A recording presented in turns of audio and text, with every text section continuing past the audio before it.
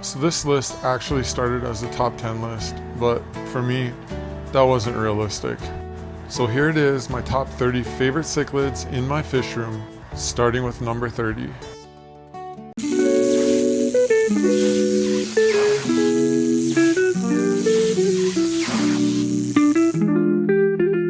Number 30, Pundamilia nairari. This little Lake Victorian hap is always front and center. Although he doesn't really like to be recorded, he's always up front for me to see in the tank. My 7-year-old likes to call this guy Laffy Taffy, and looking at those colorations you can see why. His colors are absolutely absurd. This fish would work well in either a peacock and hap tank or with Mbuna.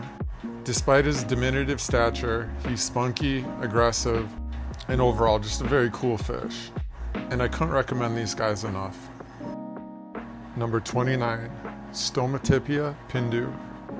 Now this rare and highly endangered cichlid would definitely win an award for the fastest cichlid on this list, as well as the hardest one to get on camera. These fish originate from Lake Barambi-Mabo in Cameroon, and it's a tiny volcanic lake that is about a mile across. And they have a shy temperament, and I would consider them to be overall quite peaceful. And although they can go in anything from neutral to pretty alkaline waters, I would definitely recommend against keeping them with Rift Lake cichlids. Their temperaments just aren't a very good match. Number 28, Green Tear, or in this case, the Gold Som. Now, I waited almost a year to add this guy to my 240-gallon aquarium, and he was actually the last fish that I decided to add. The reason is, of course, I didn't want him coming in as a dominant fish. When I first got him, he was only about 2 inches or so, and he's already doubled, if not tripled that. I mean, what else is there to say about these guys? They are striking and absolutely one of the coolest fish in the freshwater hobby today. I'm hoping to be able to keep him in a community tank. I don't know that I'd be able to give this fish up.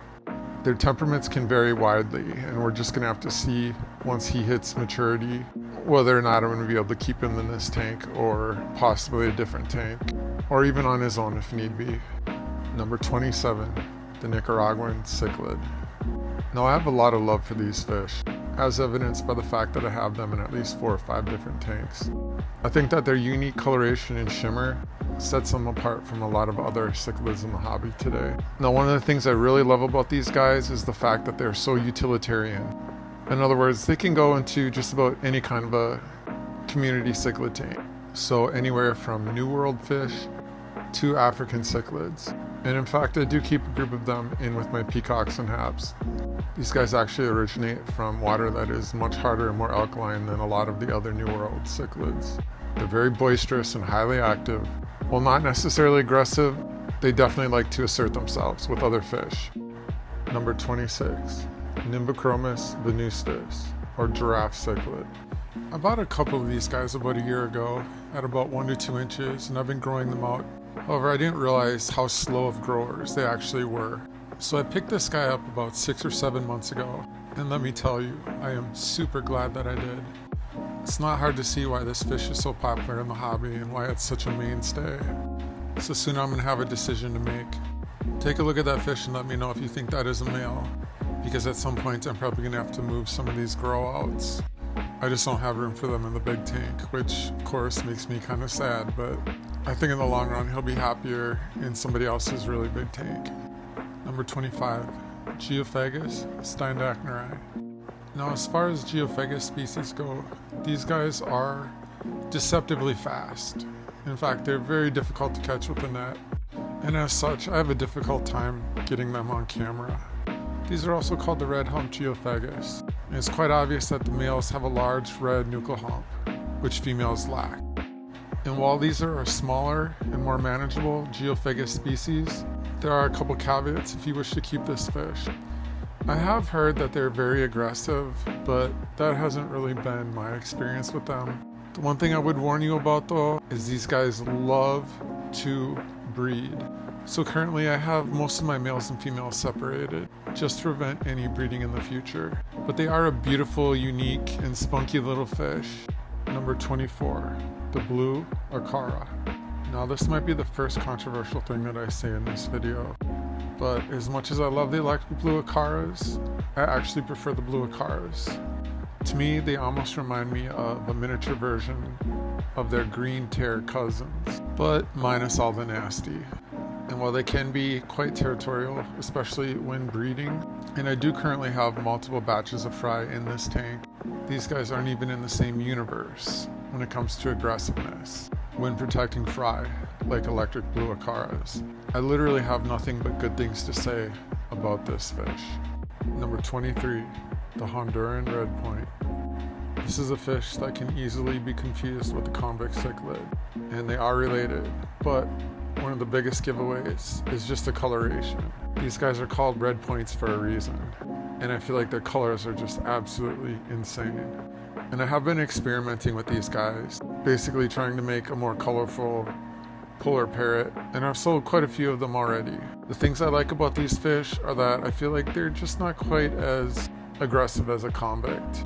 They stay pretty small, and generally, as long as they're not breeding, they make a really good community cichlid. However, if they are breeding, then all bets are off. And as a matter of fact, when I'm not breeding them, I separate all the males and the females out. Number 22, the red tiger Madagascar. Now what can I say?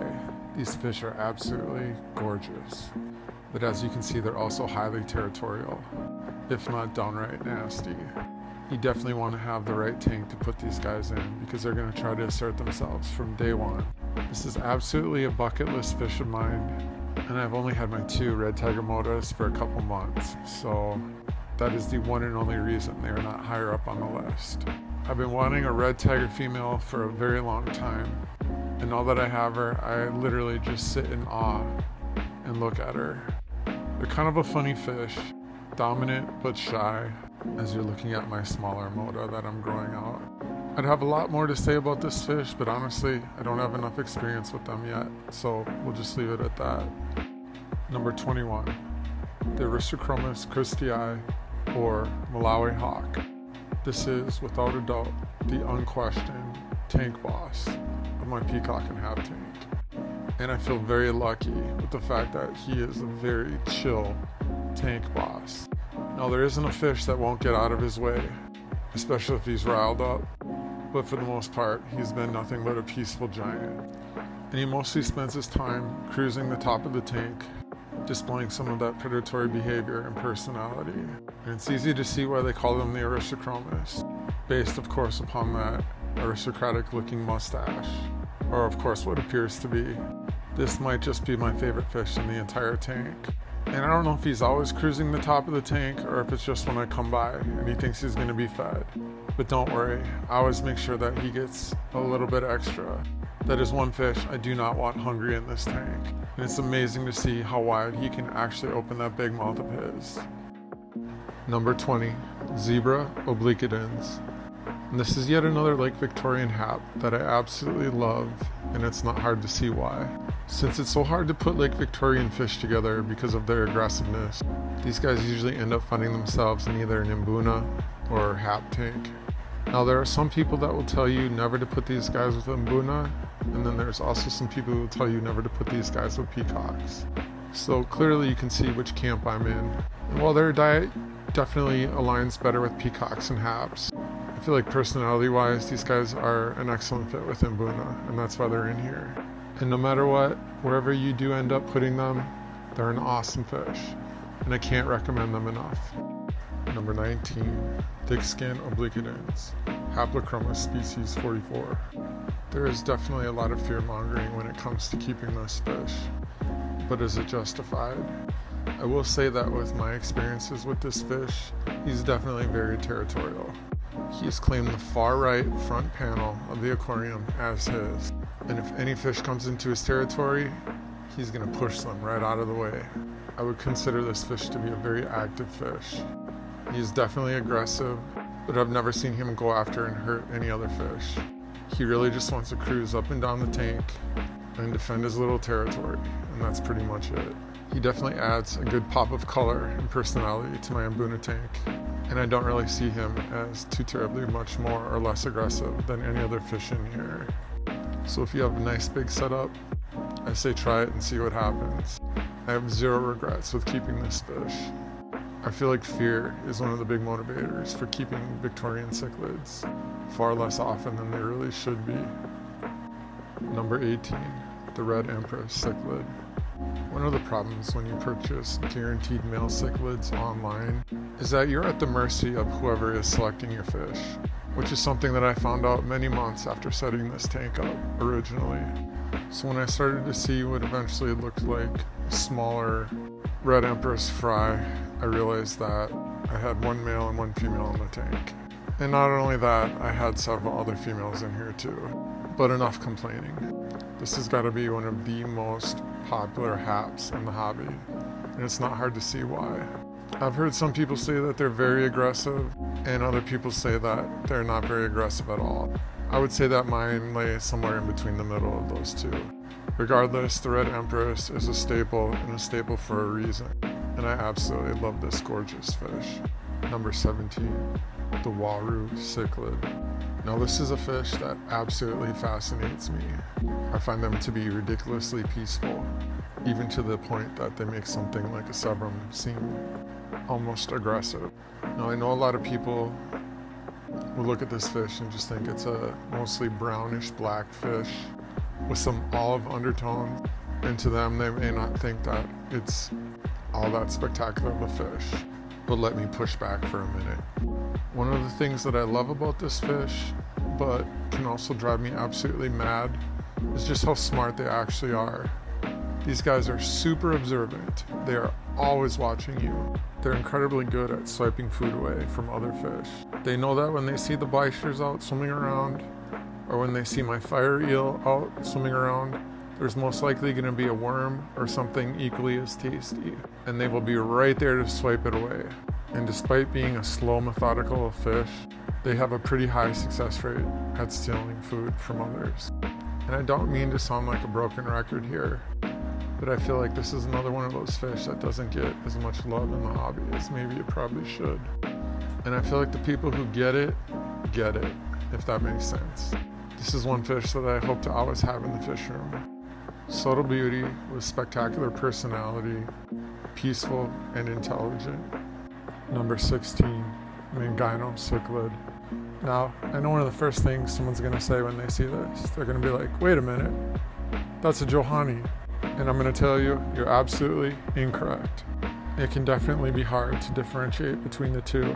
So unless Imperial Tropicals lied, definitely Maingano. Now this might be one of my all-time favorite Mbuna.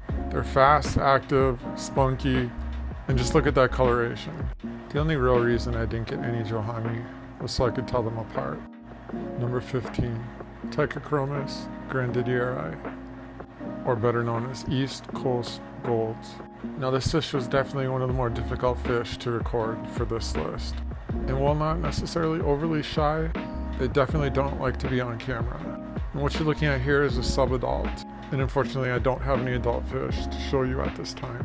I got him in at about 1 to 2 inches, and currently he's probably closer to 4 or 5. Now this is one fish that I absolutely, for the life of me, cannot understand why it's not more popular in the hobby today. While not highly endangered like many other Malagasy species, this fish from Madagascar has one significant competitive advantage over many others. These guys have a tendency to breed readily, and they have very large broods of fry. And while many other Malagasy species don't tend to be very hardy, these guys most definitely are, especially in comparison. All that being said, I would highly encourage you to consider keeping some of these fish if you're able to. And not only from a conservation standpoint, but just because these fish are so beautiful. Number 14, the Royal Acara. This here is my biggest Royal Acara currently. I've had him for pretty close to a year now, and he is a thick, round, full-bodied fish with tremendous scaling and finnage. And unfortunately when I got this guy in, he did have a ripped up dorsal fin that I was hoping would heal up, but it never did. I have about 10 Royal Acara currently, and I will tell you that they might just be the most observant fish that I own. These guys are always watching you. They're always seeing what you're up to. They always know what's going on in the room. I've got a pretty large size group of subadults that I'm hoping eventually I will end up with a pair so I can breed these guys in the future. Now, you may have never seen my channel before in the past, but if you have, then you definitely know my feelings on this fish. I know people say it a lot, but this is truly one of the most underrated and underappreciated fish in the hobby. And if Star Trek style transport technology really existed, I would literally transport each and every one of you into my fish room, just so that you could experience how beautiful this fish really is in person. That's how much I love this fish. Number 13, the Severum cichlid. Now, I'm sure I've said this many times, but my opinion hasn't changed. I believe that the Severum might just be about the most perfect community cichlid for a community cichlid tank. I'd say the biggest problem with these guys is their size. Despite their massive size, they're generally quite peaceful. Now, I'm not saying you can't get a rogue individual, but on average, these guys are about as peaceful as you're gonna get with such a large fish. And I love the fact that they come in many different color variations. Now, I've got this pair of red spot Severums that have paired off, and they've been displaying quite a bit of breeding behavior. They've been digging pits, guarding those pits, and gently nudging anyone who comes too close out of the way. Now, I haven't seen any eggs or fry as of yet, but if I do, I'm absolutely going to pull them and try to raise those fry up. It would be my first time breeding Severums, so I'm definitely very excited. If you have any tips or tricks, please let me know. I'm all ears. And I was open to suggestion. Number 12, the Jack Dempsey cichlid. Now, this is a fish that has given me a lot of headache and heartache. So let me explain. This fish right here made trying to feed my fire eel an absolute nightmare. And I tried everything, but no matter what I tried, he just stressed my fire eel out and he wouldn't come out and eat. I tried rehoming him a couple times, but he was way too big for a 40-gallon and he didn't fit well in a 75. So as much as it pained me and made my son cry and cry, this was my son's favorite fish other than our fire eel. We ultimately surrendered him and donated him to our local fish store, who gladly took him in. Now let's fast forward to today, and he's living his best life in their display tank. And we get to see him every time we go. So it's a win-win for everyone, mostly. However, the story doesn't end here. I have tried and tried to grow some of these electric blue Jack Dempseys out, and for whatever reason, they never make it past about 3 or 4 inches for me. And this one is right at that cusp, so hopefully he makes it. We went to Petco a couple weeks ago to buy some worms for our fire eels, and we saw this guy huddled in a corner in a tank. There were 2 other dead Jack Dempseys with him, and what I'm almost 99% certain was a trimac. I have no idea what he was doing in there, but he was chomping away at one of the dead Jack Dempseys, and I had to get this guy out of there. But what a beaut. So despite all the ups and downs, my story with this fish continues. I can't quit this fish. Number 11, the Salvini cichlid. Now, I'm not joking you when I tell you that this footage is literally from a year ago. And you'll see that evidenced by the fact that those gold spot Severums are super tiny, and now they're breeding in my tank. But this fish loves to hide. This was taken a few weeks ago. I scoured my phone for over an hour, and this was the only footage of her that I could come up with. And I'm not joking when I tell you that I literally see my coolie loaches more than I see her, and I often forget that I even have them. And in fact, I got so frustrated with never getting to see her that I actually got a second Salvini and put him in the 180. And while he's out significantly more than her, his coloration is not the same. And he's definitely far more aggressive than she is. And while he is in a far more aggressive tank, so I mean, it only makes sense. And I will admit that I was hoping for another female, but the place that I ordered it from, I got the opposite of what I wanted. And that's what happens when you order unsexed. And I'm not going to name names, but you can probably guess where I ordered him from. Number 10, Paretroplus species. These fish are endemic to the lakes and river systems of Madagascar, and they are found nowhere else in the world. And I wanted to talk about the 3 different Paretroplus species that I'm currently keeping: the pinstripe, spotted, and calico dombas. Many of these fish are critically endangered, and really the primary reason to keep these fish is for conservation purposes. I've already witnessed several different displays of breeding behavior with the pinstripe dombas, which is encouraging. One of the added bonuses of keeping these fish is just the simple fact that they are fascinating. I don't know that I've ever experienced the kind of behavior that these guys exhibit in any of the other fish that I've ever kept. These bigger dambas are constantly jostling back and forth. It's almost like they're bickering. Now, the smallest of the species that I'm currently keeping are the calico dambas. They definitely don't act like their big cousins, the pinstripe or the spotted dambas. They're far less boisterous and tend to spend quite a bit more time going through the substrate and picking up little morsels. And another perk with these fish is when they actually reach sexual maturity, these guys are next level beautiful. And unfortunately mine aren't quite there yet, but when they do get there, I can't wait to show them to you. And I can tell you that these fish are incredibly hard to source. So if you're looking to breed these fish and you see them, I would recommend that you jump on it immediately. I did have to bring some of these fish in from various sources. So unfortunately, I don't really know what their genetics are, if they're related, if they're closely related, or if these are different groups of fish altogether. Number 9, the true parrot cichlid. I was getting really frustrated trying to get enough usable footage of this fish to show you. And then lo and behold, look who decides to show up this morning, front and center. He's definitely colored down at the moment, but when this guy is colored up, those blues that he shows are incredible. He does color up from time to time, but for the most part, he's pretty reclusive. This is my largest true parrot cichlid. He's probably around 9 or 10 inches, very thick-bodied, confident, smart, and observant. And anytime he sees me break out the phone, he usually goes in the corner and hides. Now, I would really like to take him out of this tank and put him in a different tank. However, I don't think these guys are as hardy as a lot of other New World cichlids. And at his size, I think it's just best to leave him here. This fish is hands down the tank boss in this tank. And I've had this guy for at least a year now and grew him out from about 1 to 2 inches. They do grow fast. And they do have a bit of a spunky personality. They can be somewhat aggressive. As you can see my little stowaway here in my biggest cichlid tank. I really do enjoy watching these fish. And this is one fish, if you're able to grow out, is definitely worth it in the long run. Number 8, the Carpintis cichlid. This is the second to last fish that I brought in and put in my 240-gallon aquarium. And just like with my green tear, I brought him in teeny tiny, just so that he isn't a dominant fish in this tank from the start. I think I've had him for about 5 or 6 months now, and he has grown quite rapidly. And already his colors are just popping all over the place. And I'm really hoping that I'm going to be able to keep him in this tank long term.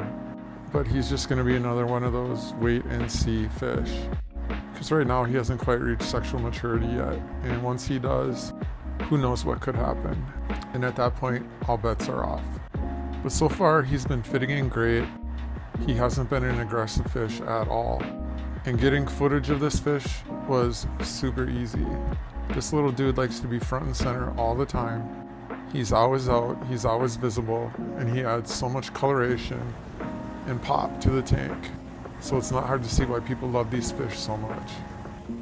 And of course, I say he, not knowing whether or not this is a male or female. So if you do, please let me know. Number 7, Vieja cichlid. I put Vieja species because I can only tell you what they were sold to me as. So if you see something different, let me know. I have the Fenestrata, Synspilum, and black belts in this tank. Or at least that's what they were sold to me as. I feel like they can be confusing at times. No, I originally had these guys in my 240, but I knew that I was going to be setting up their own tank. So right now I have these guys in their own 180, along with some other fish that I consider to have similar temperament. This tank is still kind of in flux at the moment, so I'm not entirely sure who is the dominant fish. At first it was my male pro cichlid in here who was the dominant fish, with these Viejas not being far behind. But ever since I put that red Tagamoda in here, everything has been kind of up in the air. And also that male Salvini, who absolutely wants to be tank boss. These are boisterous, aggressive, and just downright beautiful fish. Probably some of the most beautiful fish in the freshwater hobby today. And I've always wanted to set up my own Vieja tank. And I do have 5 of them in here, so I don't know if this is going to work out long term or not. I'm definitely at the bare minimum as far as tank size. Number 6, Albino, Geophagus, Tapajos. Now this is one fish that I somehow miraculously forgot to put on my wool fish list. And if you don't know what I'm talking about, I had made a video basically discussing the fish that get the biggest response from visitors. And I don't mean fish people like us. I mean, regular, ordinary folks. But this fish absolutely gets that stop you in your tracks, whoa reaction whenever people come over. And it's not hard to see why. This is absolutely one of my favorite cichlids of all time. And I will say that I feel like these fish definitely look and act very different from their wild type counterparts.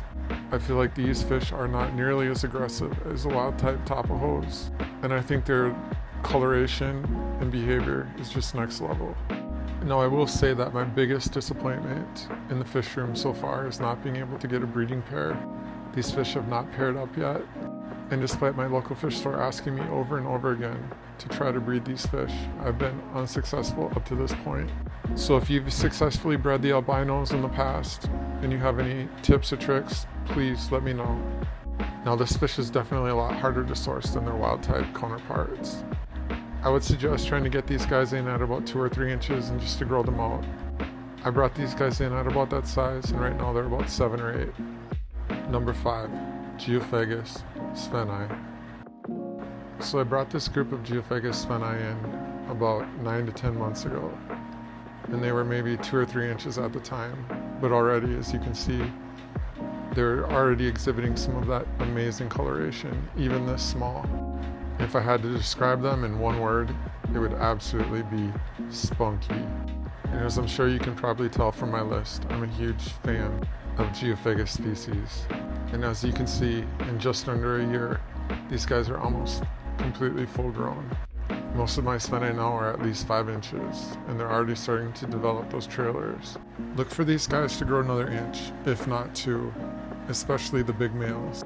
One thing that sets these fish apart from other cichlids, and other Geophagus species in particular, is how absolutely calm their demeanor is. And while they can still bicker and fight amongst themselves, these guys are absolute puppy dogs in comparison to most cichlids.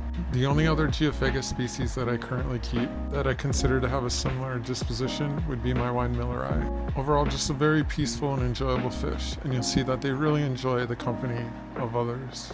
They even hang out with some of the Geophagus Tapajos in here. Number 4, Neolamprologus species. In this tank, I'm keeping 3 species from the Neolamprologus genus. The Neolamprologus cylindricus, the Neolamprologus lelepi or lemon cichlid, and the Neolamprologus cautopunctatus or cautopunk. In the past, I would say I've talked about these fish mostly in terms of their color or their appearance.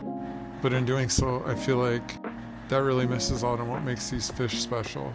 What makes Neolamprologus fascinating isn't really how they look, it's how they behave. Lake Tanganyika often gets overlooked for the more colorful Malawi and Victorian cichlids, but these Neolamprologus species offer something different. They're highly social, highly aware, and constantly interacting with one another. So when you sit down and actually watch these fish, you realize that they aren't just living together in the tank. These little dudes are constantly negotiating space, hierarchy, and even their relationships in real time. And even while they're eating here, they're still maintaining these relationships with one another. I find these fish to be absolutely fascinating, and that's why they're going to be getting a much bigger tank soon. They're going to go from this 75 into a 150 and be displayed properly with our other riff lake cichlids in our living room. And another really cool aspect about these fish is how readily they breed. These are actually my first lelepies, and you can see those other fish that look like cautopunks, but those are actually cylindricus babies. So these guys are constantly reproducing, and you're constantly going to be getting new babies. Number 3, Brasiliensis or pearl cichlid. This fish is a brute. He is an absolute beast. He is by far the biggest fish in my fish room currently, bigger than any Oscar that I currently keep. And although this looks like the same clip, it's not. Rewind it and look again if you need to. He does this all day, every day, cruising the top of the tank, letting everybody know in no uncertain terms who's boss here. I often tell people that this is the coolest fish that you probably don't own. Despite his massive stature and demeanor, This dude is, for the most part, pretty darn peaceful. Now, I have a bunch of his babies that I'm going to make available probably some way or another in the future here. But this fish is absolutely striking. It's a fish that when people come over, stops them dead in their tracks. I have nothing but love for pearl cichlids. And I think the primary reason that people don't keep this fish more is just because of his massive size. These guys are a presence and a color explosion. Pearl cichlids are one of my favorite fish of all time, and it's not hard to see why. I can never say enough good things about this fish. Number 2, the Oscar cichlid. If it wasn't for their need for a massive tank size, I would almost say that this should be the first fish that anybody ever keeps. And I say that for a reason. Because once you keep an Oscar cichlid, you're going to be a fish keeper for life. And this fish will absolutely hook you. I'm going to share with you the best advice I ever heard about keeping Oscar cichlids. But unfortunately, I don't remember who said it, so I don't know who to credit. But the gist of it was, your Oscar will tell you if your tank is too small.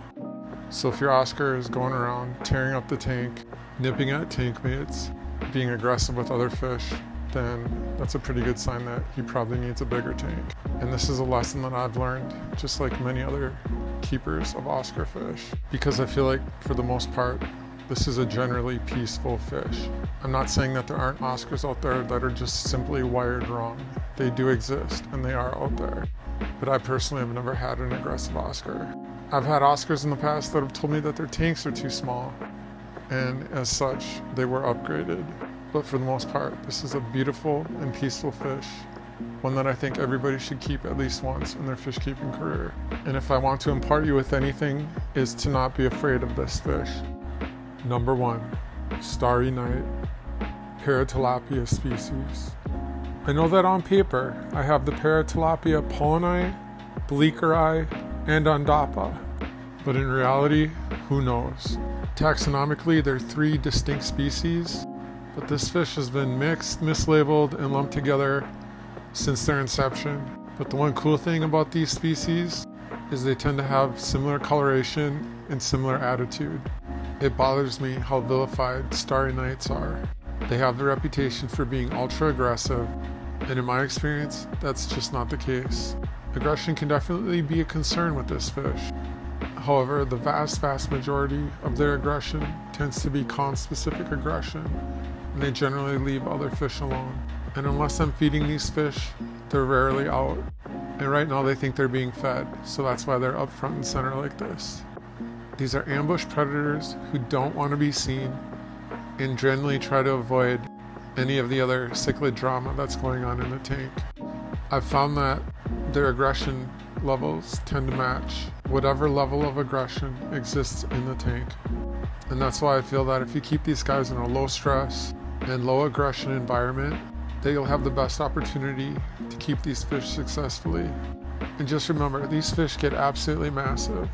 I'm mostly showing you juveniles right now, just so you can actually see them, because the juveniles are far more active and also far more colorful. And as you can see, once they reach adulthood, those colors are definitely muted. But in my opinion, that doesn't make them any less stunning. This is a slow, methodical, and calculated fish. They are super intelligent, graceful, and beautiful. And this is a fish that I will always have in my fish room. And if you're able to, I think so should you.